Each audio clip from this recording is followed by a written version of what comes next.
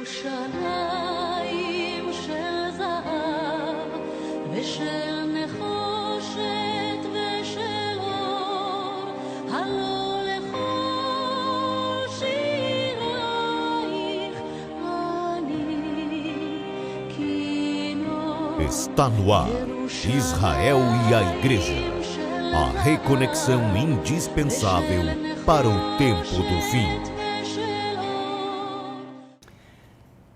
Olá pessoal, o assunto de hoje nós vamos ter que dividir em duas partes. Tudo isso para a gente entender melhor o tema de hoje. Então vamos lá ao primeiro assunto, ok?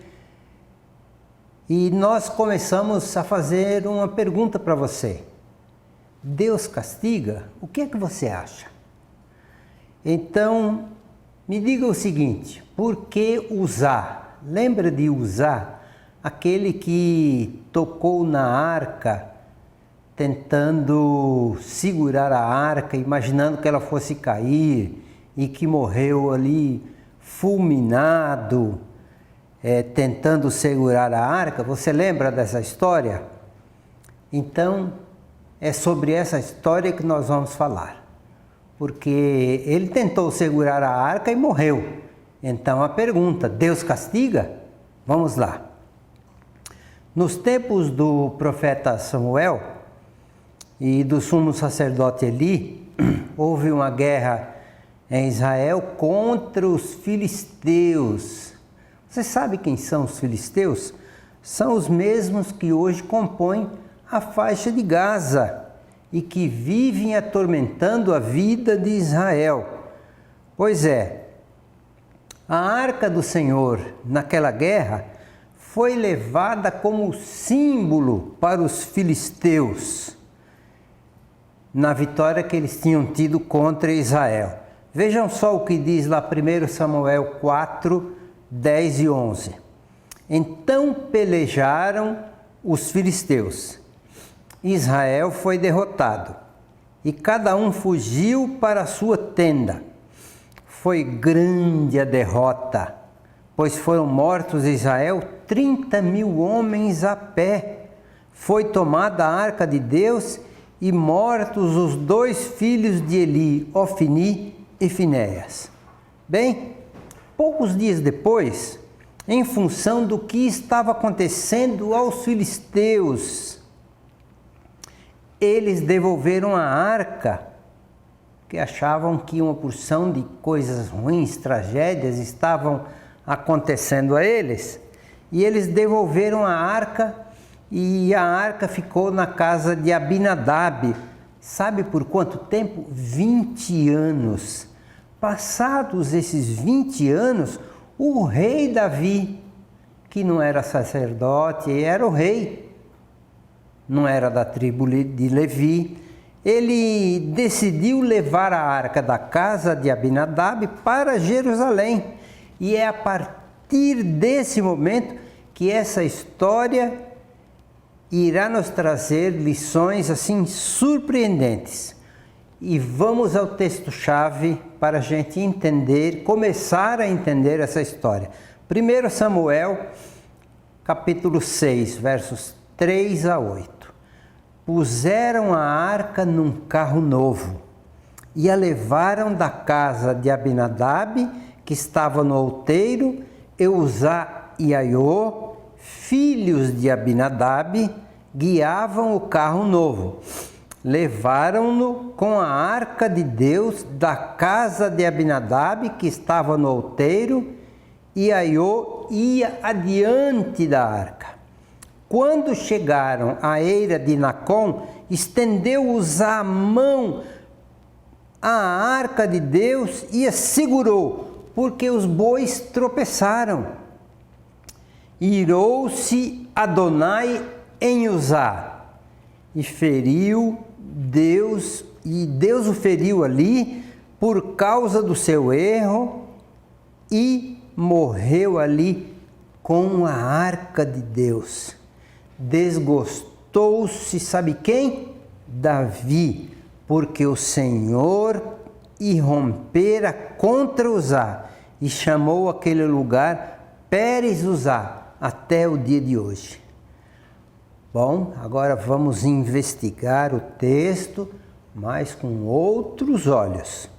Vamos tirar as vendas denominacionais, vamos tirar as vendas religiosas, vamos tirar as vendas de uma hermenêutica já implantada na nossa mente, para a gente entender essa história direitinho. Se estudarmos este assunto já com conceitos pré-estabelecidos, vamos ter dificuldades em entender essa história que é impressionante e que tanta dúvida tem trazido para muitas pessoas. Então, troca os óculos. Troca os óculos, quer seja denominacionais ou religiosos, e vamos mergulhar nesse assunto. Deus puniu Uzá com uma morte fulminante porque ele tentou segurar a arca que balançou. Por que será que Deus fez isso? É porque ele é cruel, arbitrário, autoritário. Isto que Deus fez não deixa a gente, eu e você, desconfortável? Que Deus exigente, cruel, autoritário, que faz o que fez com Uzá por talvez que a gente ache um detalhe.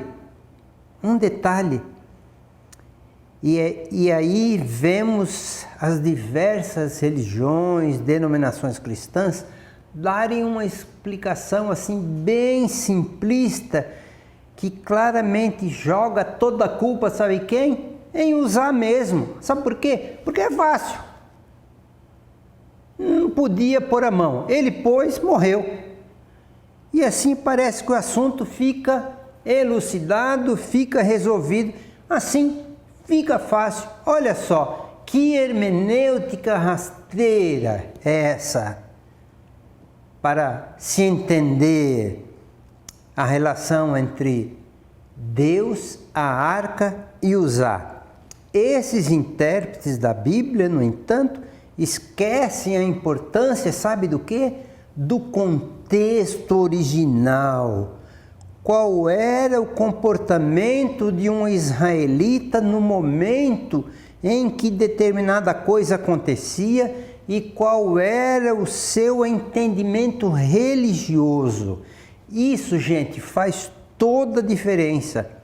Esquecendo a importância desse contexto, surgem várias denominações e com elas várias interpretações e várias explicações que na verdade criam ainda mais problemas para se entender a morte fulminante de Uzá, para responder uma pergunta que na verdade não tem a menor importância, que é essa e qual? Deus castiga?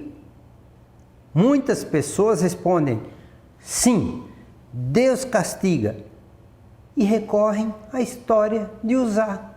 Se você perguntar para milhões de pessoas, Deus castiga? Eles vão dizer sim, e contam a história de Uzá. E assim parece que fica resolvido o assunto. Na verdade, esse é um assunto que não tem nada a ver com a morte repentina de Uzá.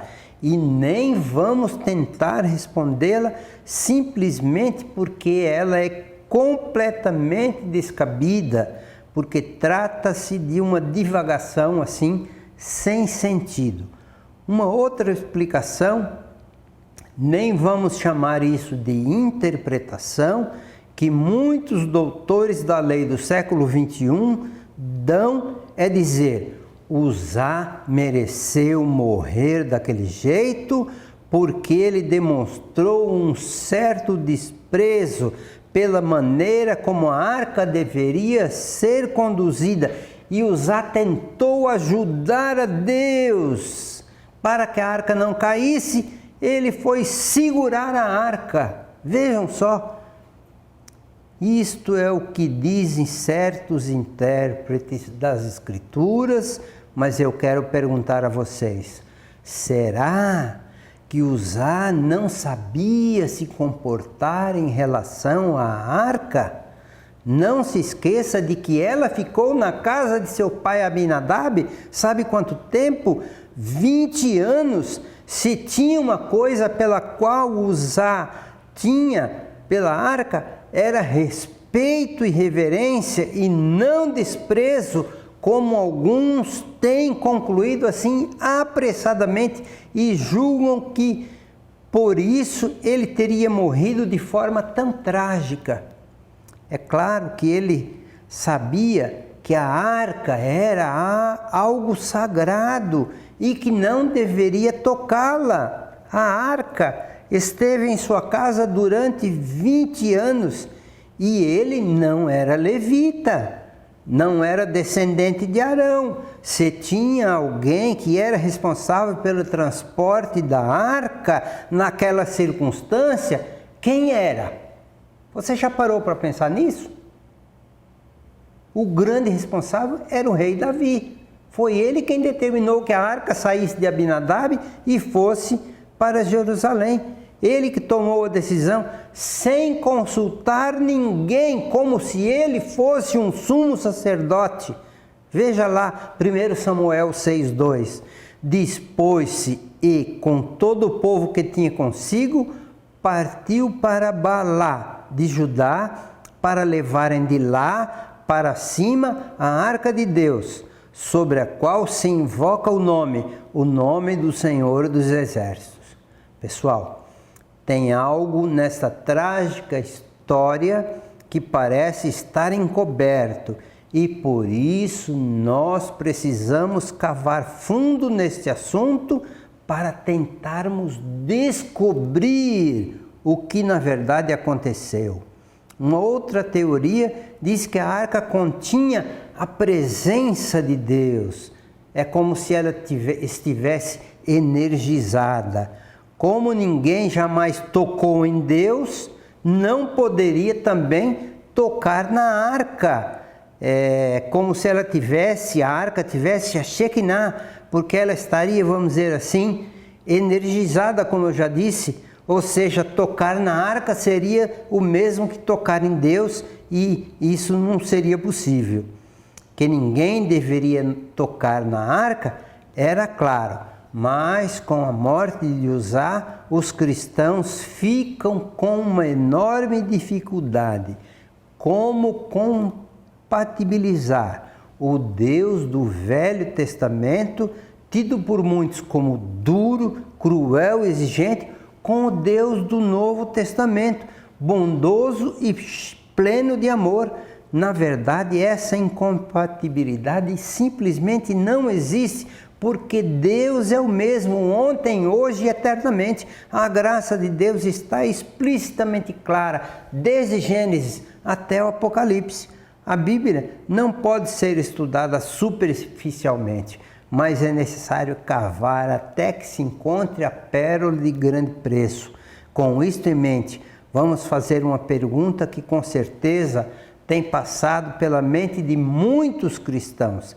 Será que Uzá morreu de morte trágica simplesmente porque teria agido da maneira correta? Qual teria sido a intenção de Uzá ao tentar segurar a arca? Será que Uzá tentou segurar a arca e ele sabia que não poderia tocá-la, senão morreria? Ele sabia disso. Para evitar que um mal maior acontecesse a Davi e a todos os que seguiam a arca, o que teria acontecido se a arca de fato tivesse caído? Não se esqueçam de que a arca não poderia ser tocada. E Uzá sabia disso.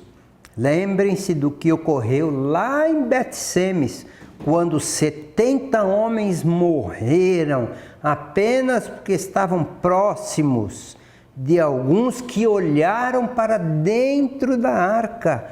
1 Samuel 6,19. Feriu o Senhor os homens de Bet-Semes porque olharam para dentro da arca do Senhor. Sim, feriu 70 homens. Uzá sabia que não poderia tocar na arca, mas mesmo assim ele fez. Agora, a grande pergunta: sabendo que Uzá não deveria tocar na arca, por que ele o fez?